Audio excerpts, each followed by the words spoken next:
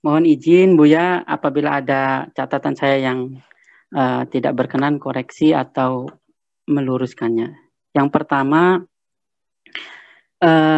dari paparan-paparan Kang Dedi dan Buya, saya menangkap poin-poin pentingnya. Yang pertama, agama. Agama berasal dari Allah, sedangkan budaya berasal dari hasil atau cipta karya manusia. Artinya agama itu murni tanpa campur tangan dari manusia. Agama itu yang disebut dengan agama itu berasal dari Allah dan dibumikan atau dikebumikan harus melalui Rasulnya, tanpa bisa direka-reka. Itu agama. Kemudian muncul dari kata agama, yaitu keberagamaan. Nah, keberagamaan inilah adalah menerapkan substansi dari agama tadi.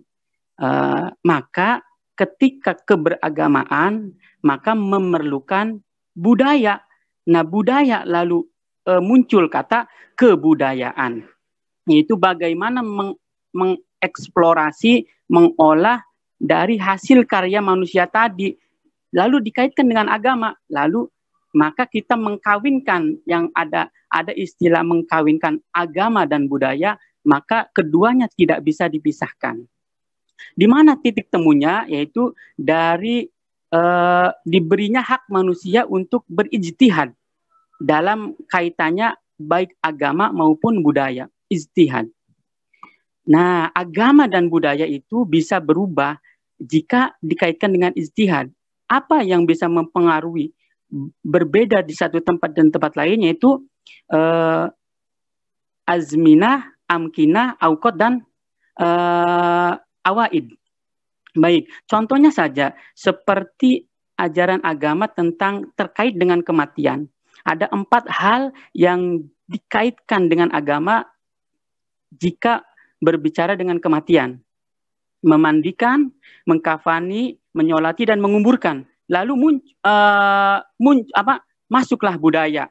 Bagaimana budaya satu tempat dan tempat lain mengemas keempat tuntunan agama ini berbeda-beda.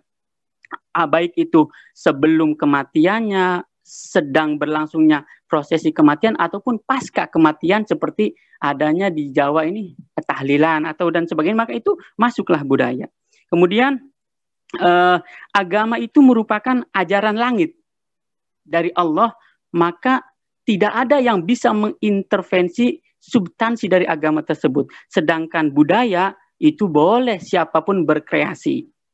Nah, contohnya saja seperti amar ma'ruf nahi mungkar. Jelas ini adalah ajaran agama. Namun praktek dari amar ma'ruf nahi mungkar itu tidak sama satu lokasi wilayah dengan wilayah yang lain. Contoh, di wilayah Arab, penerapan amar ma'ruf nahi mungkar berbeda dengan di Indonesia yang terkenal dengan karakter orang Indonesia ramah, santun, sopan, tepo selero, gotong royong, dan suka musyawarah. Maka jangan aneh ketika ada pendakwah yang sama ingin menerapkan agama dari wilayah lain lalu diterapkan ke Indonesia, jadi seakan-akan bertentangan. Ya memang begitulah budaya. Kemudian saya mencatat bahwa di UNESCO sendiri pada tahun 1999 menegaskan bahwa hubungan antara agama dan budaya itu tidak boleh dipisahkan dan tidak boleh dipertentangkan, karena keduanya terdapat hubungan simbiosis mutualisme, saling menguntungkan. Agama tidak boleh memusuhi budaya dan budaya tidak boleh menolak agama. Begitu yang dapat disampaikan menyambung dari topik pada malam hari ini. Terima kasih. Dan satu lagi catatan yang saya terakhir, yaitu bahwa budaya juga ataupun kebudayaan juga adalah wamin ayatihi, adalah tanda-tanda kekuasaan, kehebatan, dan kehebatannya Allah. Ya budaya itu salah satu wujud dari wa min ayatihi. Terima kasih. Mohon maaf Buya. Assalamualaikum warahmatullahi wabarakatuh. Waalaikumsalam warahmatullahi wabarakatuh. Ya, Kang Jainu Subhan, terima kasih. Agama adalah karya Allah, sedangkan budaya adalah karya manusia. Dengan demikian, kalau boleh saya simpulkan secara gampangnya, bahwa agama bukan bagian dari budaya dan budaya bukan berarti bagian dari agama. Tapi ini keduanya tidak bisa dipisahkan, saling melengkapi. Penjelasannya Buya. Saya ingin menjelaskan begini sama Kang Subhan ya, Mas Subhan. Orang menghinanya perintah-perintah agama seperti sholat, puasa, haji, wudhu dan sebagainya itu adalah merupakan mempraktekkan agama sebagai tujuan. Saya ingin mengatakan di sini seperti ini. Semua seremoni-seremoni, ya, ritual-ritual agama yang kita lakukan itu bukan tujuan. Itu hanya exercise kok. Latihan. Kita suruh sholat sehari 5 kali. Supaya kita berkomunikasi secara intens dengan masyarakat kita. Ya, berkomunikasi dengan baik. Duduk bersama rendah, bersama menghilangkan kesombongan, saling mengetahui informasi. Kita puasa supaya kita tumbuh kasih sayang pada orang sedang miskin. Kita zakat supaya untuk jaring pengaman sosial, supaya kita jangan menyakiti hati orang yang miskin. Itu kan tujuannya ke sana. Jadi ujungnya mana nanti adalah untuk membangun kebaikan hati ini. Nanti itu semuanya amalmu, hartamu itu nggak ada urusan. Allah mengatakan begini, yauma la yanfa'u malu wala banun illa man atallaha biqalbin salim. Nggak ada manfaatnya, disingkirkan semuanya, hartamu, amalmu, turunanmu semuanya, anak-anaknya pada jadi jenderal nggak akan dilihat kok. Apa yang dilihat? Hati kita. Jadi ibaratnya seperti kita mendidik anak-anak setiap minggu hari Senin Paskibra hormat bendera. Itu bukan tujuan, itu bukan menyembah bendera. Itu melatih anak-anak itu supaya tumbuh rasa cinta tanah air, kan seperti itu. Lalu kenapa orang yang sholat berjamaahnya rajin kok bertengkarnya rajin juga sih? Nah inilah makanya sehingga agama itu dimaknaninya, nah ini kita kembali ke kendali. Saya tidak melihat orang memisahkan agama dan budaya, tetapi yang saya lihat orang banyak yang beragama terjebak pada agama ritual dan agama-agama seremonial. Masa tiap tahun naik haji, muter-muter Ka'bah, aku tidak bangga kok. Yang kubanggakan adalah orang-orang yang muter-muter mengelilingi, mengunjungi rumahnya orang fakir miskin, itu yang lebih hebat. Jadi pada akhirnya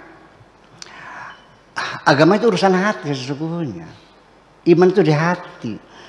Orang bersujud, ya mungkin sujud, hatinya nggak pernah sujud kok.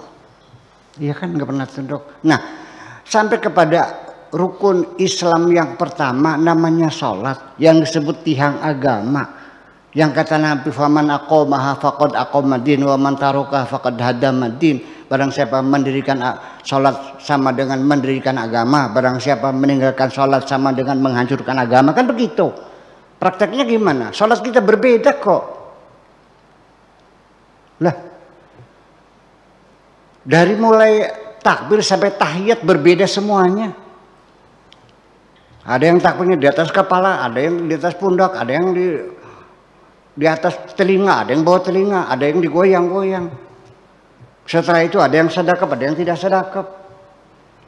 Ya kan, ada yang usolli, ada yang tidak. Ada yang baca Fatihah, ada yang tidak baca Fatihah. Yang baca Fatihah ada yang baca basmalahnya, bismillahirrahmanirrahim, ada yang tidak dibaca. Sampai terakhir tahiyat juga ada yang menunjuknya asyhadu alla ilaha illallah, ada lagi asyhadu langsung ngacung. Ada lagi asyhadu alla ilaha illallah sambil digoyang-goyang. Lurus saja. Saya mau nanya, Nabi sholatnya seperti apa? Saya ingin sholat seperti Nabi. Nggak ada yang bisa menjawab. Karena mereka sama-sama tidak tahu. Tolong, bahwa kalau kita bertengkar masalah agama, kita sama-sama tidak tahu. Sehingga saya dalam kesimpulan, ketika orang itu bertengkar, itu berarti dua-duanya nggak paham. Itu aja. Terima kasih. Baik. Terima kasih Buya. penjelasan tentang bagaimana sesungguhnya agama dan budaya yang tidak bisa dipisahkan. Kang Deddy, ada penjelasan secara simpel. Nanti saya itu sebentar dulu untuk masukan ini. Begini, sekarang kan ada air zam-zam, ada korma, ada Arafah, ada Mekah, naik haji. Sekarang andai kan kita berhipotesa Nabi lahirnya di Indramayu, kira-kira ada seremoni nadranan nggak kira-kira? Ada. Mapaksir ada nggak mapaksir? Iya kan? Ya, ya semacam itu artinya. Pakai sarung nggak kira-kira nantinya? Pakai sarung. Pakai ikat, ya kan Dedi? Pakai ikat kan? Ya iya. Jadi ya ikat ya itu kan budaya persoalannya. Apakah Nabi tinggal di sini lalu akhirnya kalau pakai ikat berarti lebih hebat gitu? Yang ada persoalan. Budaya mah silakan suka-suka kita, masalah pakaian, minuman dan sebagainya itu masalah budaya. Agama itu urusan hati, nggak ada urusan sema. Karena bagaimanapun komunikasi kita dengan Tuhan juga bukan dengan ini. Ini kan tadi saja kan melihat dengan hati. Ketika hati melihat, kalau hati melihat namanya itu basiroh. Kalau yang melihat mata pikiran itu namanya basor, beda. Kalau basor itu melihat yang nyata, yang kasat, yang fisik, yang terikat dengan dimensi waktu dan ruangan dan sebagainya. Kalau basiroh yang tidak kelihatan mata. Dan saya ingin mengatakan lagi begini. Kita bicara salat. Sampai sekarang saya tidak tahu Nabi salatnya seperti apa. Dan sampai sekarang saya belum pernah melihat wujudnya salat. Yang saya lihat adalah orang yang sedang melakukan salat. Jadi bukan sholat yang saya lihat, karena itu konsep. Kalau mereka kan fisiknya. Nah, lalu orang mendefinisikan sholat juga. Apa yang terjadi? Sholat itu adalah definisi yang umum ya di kitab-kitab fikih ya. Adalah perkataan-perkataan, perbuatan-perbuatan yang dimulai dengan takbir dan ditutup dengan salam. Begitu kan? Ya, betul, yakin gitu. Andaikan Anda naik panggung, takbir, oh Akbar, takbir, udah, terus Anda muter-muter, saudara-saudara sekalian, kapal udara di talian, ngomong sana ngomong sini, terus akhirul kalam, assalamualaikum warahmatullahi wabarakatuh, lalu turun panggung, sholat bukan itu? Bukan. Ya definisi perlu kita gugat lagi sebetulnya. Terima kasih.